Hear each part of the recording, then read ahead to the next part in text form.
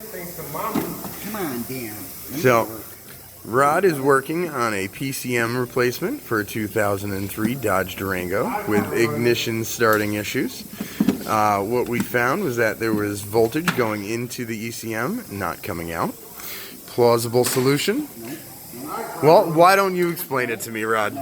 Give me your... PCM activates the relay in the fuse box, which grounds out the circuit to apply voltage to the starter.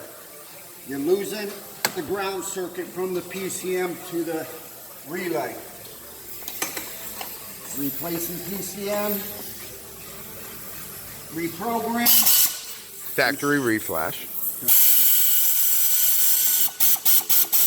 And we should have this puppy running this afternoon.